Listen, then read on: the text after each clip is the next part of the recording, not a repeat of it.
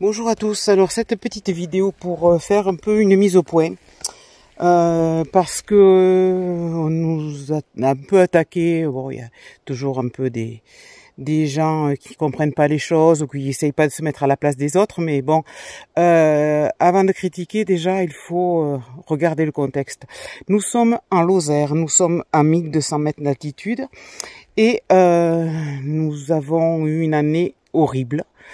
Ceux qui n'ont pas eu de pluie cette année, bien sûr, je parle pas des Pyrénées-Orientales où c'est une sécheresse catastrophique, mais ceux qui n'ont pas eu de pluie cette année en France, ce sont un peu peut-être des extraterrestres, parce que si vous n'avez pas vu qu'il y avait beaucoup de pluie, c'est grave. Donc il y a eu beaucoup de pluie, et là, à cet automne, nous avons eu déjà 3 épisodes cévenols, donc c'est-à-dire des épisodes où il pleut pendant des jours et des jours, à de très fortes pluies.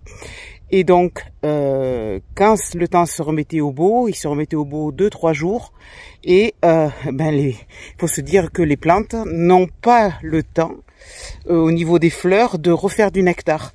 Donc, et que chaque fois qu'il pleut, le nectar qui est rincé, et le pollen est aussi rincé. Donc, si vous voulez pouvoir nourrir vos abeilles, qu'elles aient de la nourriture naturelle, qu'elles trouvent par elles-mêmes, là, c'est très difficile, parce que les pauvres, elles ne trouvent rien.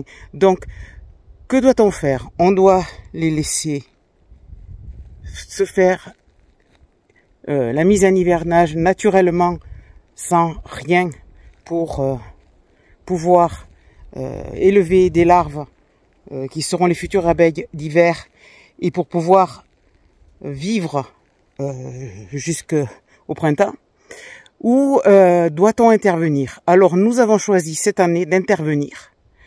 Nous ne le faisions pas les autres années. C'est la première année où nous donnons du pâtis protéiné, et c'est une nécessité absolue à notre avis dans le contexte actuel. Et nous donnons aussi du candy, même si elles ont des réserves de miel. Pourquoi?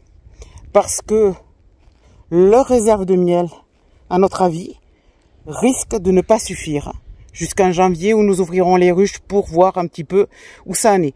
Nous avons le risque ici de pas pouvoir les ouvrir même en janvier, parce que pour peu il fera un temps pourri tout le mois de janvier.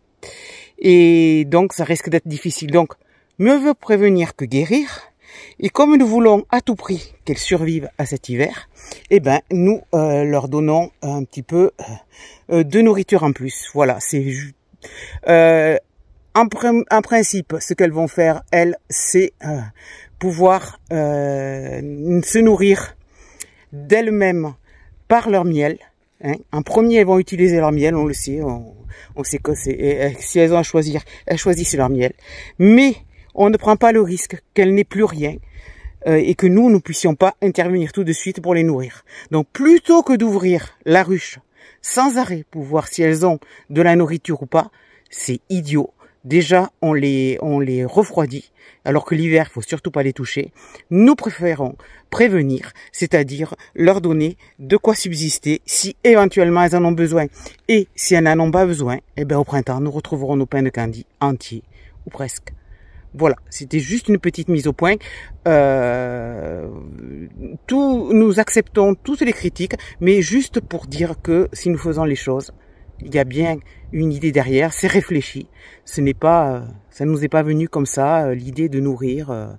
Voilà, nous nourrissons pour pouvoir les sauver. Voilà, merci à tous et à bientôt.